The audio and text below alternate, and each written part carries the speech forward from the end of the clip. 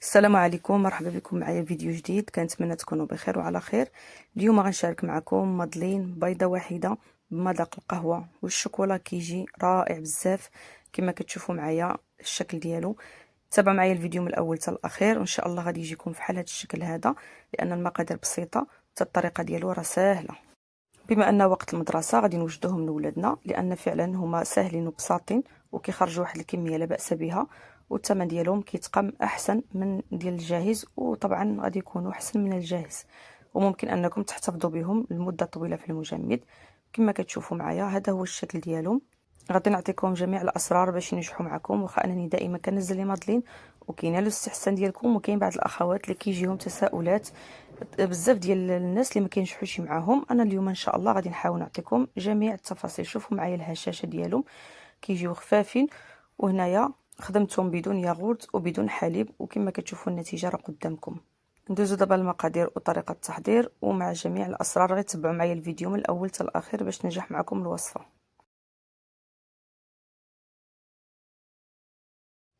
بسم الله على بركه الله. غادي نبداو في المقادير وطريقه التحضير. غادي نحتاجوا البيضه واحده، وكما كنقول لكم دائما سواء كانت في الثلاجه او خارج الثلاجه الوصفه ناجحه.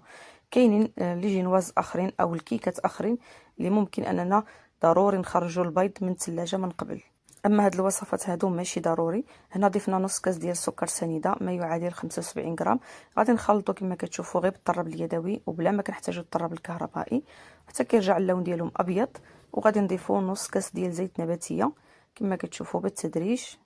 المرحله الاولى غير يدوب السكر، يعني ماشي ضروري انكم تخلطوا حتى يضاعف الحجم ديالو. كما كتشوفوا هذا هو الشكل ديالو.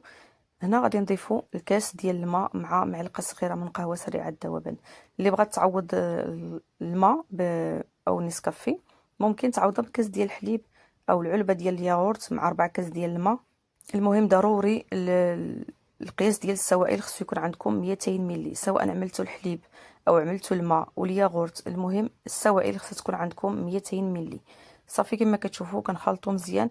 هنا غادي نضيف واحد الاضافه كتبقى اختياريه، ولكن حتى هي كتعطي واحد القوام مختلف، والمذاق كذلك. معلقه صغيره مملوءه ديال الشوكولاته للدهن، اي نوع ديال الشوكولا اللي كتكون عندكم في الدار ديال الاطفال ديالكم. هنا غادي نضيفوا الكاس الاول ديال الطحين اللي هو الدقيق الابيض. عندي الكاس الاول كيوزن 100 غرام. غادي نضيفوا الكاس الثاني كما كتشوفوا معايا، ونشوفوا الكميه ديال الدقيق اللي غادي تدخل لي في الاخير. المهم كما كنقول لكم دائما الكميه ديال الدقيق ما تضيفوهاش في دفعه واحده، عبروا الكميه اللي كنعطيكم وبقاو تضيفوا شويه بشويه. غادي نضيفوا معلقه كبيره ديال الكاكاو ما يعادل 14 غرام، جوج ديال الساشيات من فئه 7 غرام. والخميره غادي نضيفوا جوج ديال الساشيات اللي هما 8 غرام، المجموع 16 غرام، او تعملوا جوج معالق صغارين ديال خميرات الحلويات البيكين باودر. صافي ضروري انكم تغربلوا المكونات كما كتشوفوا معايا، لان كيبقاو هذوك الحبيبات في القاع ديال الكاكاو. صافي وغادي نخلطوه. هنايا غادي نشوف القوام ديال الخليط واش فحال اللي يعني القوام اللي بغيت اولا خفيف ولا ثقيل. المهم نتوما غادي تشوفوا معايا. ونصيحه اللي دائما كنقولها لكم بالنسبه لهاد لي مادلين، ضروري القوام ديالو كيكون شويه ثقيل على الكيك العادي. صافي كما كتشوفوا هنايا يعني كتشكلوا رقم 8 كيبقى ثابت شويه عاد كيختفي. هنا دخلت لي جوج ديال الكيسان يعني 200 غرام بالضبط، مع معلقه كبيره ديال الكاكاو ما يعادل 14 غرام. اذا كنتو ما غاديش تعملوا الكاكاو غادي تعوضوه بالدقيق، يعني 14 غرام اخرى ديال الدقيق، يعني واحد المعلقه كبيره تقريبا. هنايا كذلك السر الثاني هو كنعملوا في المجمد 10 دقائق. المجمد ماشي الثلاجه في الاسفل. بغيتو تعملوا في الثلاجه كيبقى لكم الاختيار، يعني الا كنتو نتوما ماشي محتاجين فيه ممكن تعملوه ليله كامله ما كيوقع له حتى شي حاجه. اولا تخلطوا الخليط ديالكم في الصباح تغطيوه، في العشيه كطيبوه لوليداتكم. يعني ماشي ضروري انكم يعني تخافوا من الثلاجه ما كيوقع لها حتى شي حاجه، بالعكس. هنا كنوريكم كاين هاد الانواع هادو ديال هاد الكويغطات، وكاين الانواع العاديين.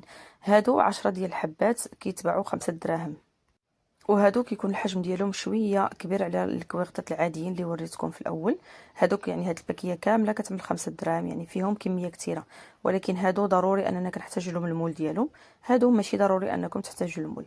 هنا بعد ما داز 10 دقائق كما كتشوفوا معايا الخليط كيزيد يتقل واحد شويه، وفي هذا الاثناء انا غادي نشعل الفران لمده 10 دقائق. ضروري الفران، السر الثالث هو الفران خصو يكون سخون سخون سخون اعلى درجه، يعني حاولوا انكم تعملوه لاعلى درجه ديالكم، وانا غادي نكمل لكم الباقي.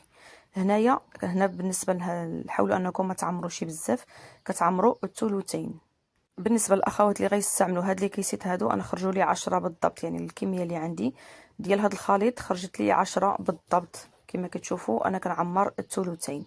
صافي بعد ما كنسالي كنزينوهم باش ما بغيتو بحبيبات الشوكولا اللي كان عندكم توفر في البيت ديالكم، ممكن تخليهم كيف ما هما كذلك. صافي هنا بعد ما غادي نسالي غادي ندخلهم الفران اللي كيكون عندي مسخن من قبل كما قلت لكم 10 دقائق لاعلى درجه.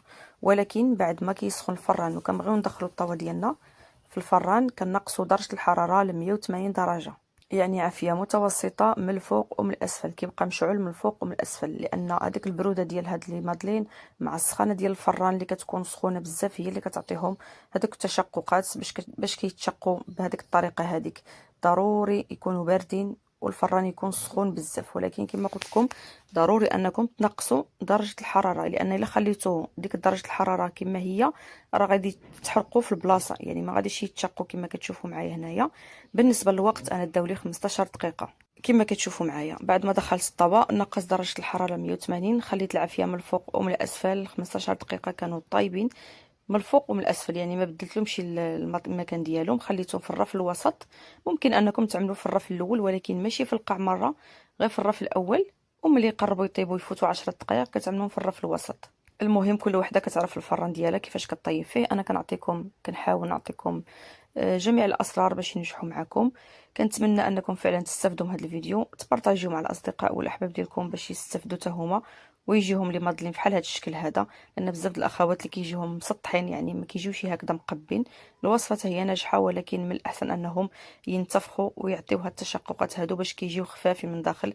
انتم غادي تشوفوا معايا الهشاشه ديالهم، واخا هنا ما استعملنا لا حليب لا ياغورت ولكن كيجيو هشاشين، لان لي مادلين اللي كيكونوا بالماء كيجيو خفافين بزاف، او الكيك كذلك. شوفوا معايا الشكل ديالهم. اذا استعملتوا الكويغطات اخرين غادي يخرجوا لكم اكثر من 10 الحبات، لان كما قلت لكم هادو كبارين شويه. وشوفوا الحجم ديالهم كيجيو كبيبرين كما كتلاحظوا معايا. وشوفوا معايا الهشاشه ديال لي مادلين. كنتمنى فعلا كما قلت لكم تجربوهم لان فعلا كيستحقوا التجربه. وبالنسبه للفران ديال الغاز كذلك كتشعلوا العافيه كتكون مجهده في الاول.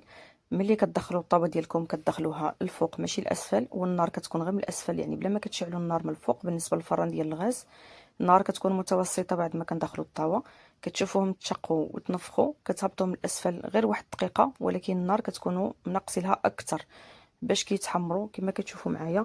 كنتمنى انكم تستافدوا من الفيديو، بارطاجيو مع الاصدقاء والاحباب. الى اللقاء مع وصفه اخرى ان شاء الله. الى عندك شي تساؤلات خليها لي في التعاليق.